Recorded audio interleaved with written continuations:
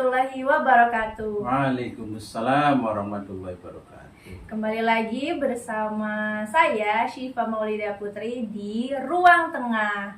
Kali ini kita kedatangan narasumber yang bernama Bapak Jafarudin. Bagaimana kabarnya Bapak? Alhamdulillah sehat selalu. Baik.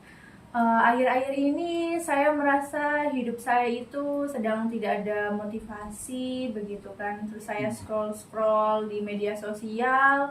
Katanya kalau kita memperbaiki sholat maka hidup kita juga akan lebih baik dari sekarang. Bagaimana pendapatnya Bapak? Ya, Bismillahirrahmanirrahim. Alhamdulillahirrahmanirrahim. Allahumma sholli ala sayyidina Muhammad wa ala sayyidina Muhammad. Di dalam Al-Quran, Allah berfirman dalam surat Al-Baqarah ayat 45, wasta'inu bis-sabri was-shalah.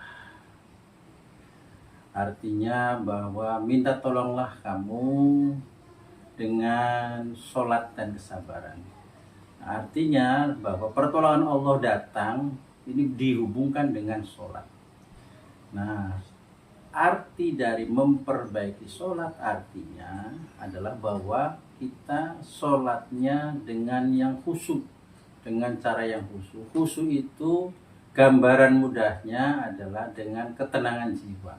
Nah, ketenangan jiwa itu tidak akan tercapai kecuali dengan ketenangan zahir. Zahir itu badan kita, pikiran kita, syarat dan rukunnya dilakukan, sholatnya tidak terburu-buru, kemudian bacanya juga dengan jelas. Nah, itu artinya bahwa sholat yang benar, sholat yang khusyuk. Nah, kemudian bagaimana, mengapa sholat itu memperbaiki hidup?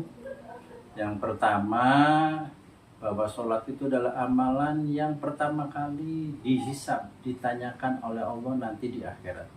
Apabila sholatnya baik, maka seluruh amalan itu baik. Tapi apabila sholatnya rusak, maka seluruh amalan juga rusak. Karena as-sholatu imaduddin, kata Nabi, bahwa sholat itu adalah tiang agama. Yang namanya tiang, kalau tiangnya runtuh, ya rusak semua bangunan. Kemudian sholat itu juga merupakan kunci ketenangan jiwa. Jadi orang-orang yang dalam kondisi resah dan gelisah, maka sholatlah.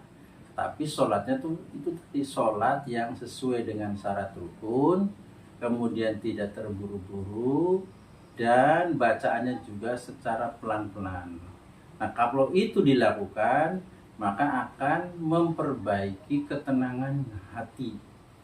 Yang ketiga berikutnya adalah bahwa sholat itu benteng dari segala masalah. Jadi masalah apapun, seperti surat yang tadi disampaikan, bahwa kita minta tolongnya kepada Allah melalui sholat dan sabar. Nah, kemudian bagaimana cara memperbaiki sholatnya? Tadi sudah disampaikan cara memperbaiki sholat supaya sholat itu khusyuk, supaya sholat itu berdampak. Yang pertama tadi sudah disampaikan, yaitu sholat sesuai dengan aturan. Sebagai contoh, misalnya dalam sholat itu aturan rukun sholat itu tumanina. Tumanina itu artinya diam sejenak, maka tidak boleh terburu-buru. Kemudian yang kedua, tepat waktu. Artinya tepat waktu itu sholatnya masih di dalam waktu sholat. Kalau zuhur jam 1 sampai jam 3 misalnya, jam 12 sampai jam 3, berarti kita sholatnya itu tepat waktu itu ketika di awal atau ketika masih dalam waktunya sholat, tidak di akhir sholat. Kemudian memperbaiki toharohnya, artinya memperbaiki, karena sebelum sholat itu disarankan untuk wudhu, maka wudhunya juga pelan-pelan, tidak boleh terburu-buru. Nah, syukur-syukur bisa melaksanakan sunnah-sunnah wudhu seperti berkumur, menghisap air ke hidung, membasuh 3 kali, itu sunnah-sunnah wudhu. Dan diakhiri nanti setelah selesai wudhu dengan doa sesudah wudhu. Nah, kemudian yang ketiganya, belajar memahami bacaan sholat. Dari mulai takbir, Allahu Akbar, bahwa Allah Maha Besar, kemudian membaca doa iftitah, kemudian juga membaca surat Fatihah, paling tidak secara garis besarnya tahulah bahwa Allah Akbar itu Allah Maha Besar. Kemudian bahwa surat Fatihah itu surat pembuka. Kemudian ditambah doa-doa yang lainnya. Nah, kemudian yang terakhir yaitu supaya kita konsisten atau istiqomah.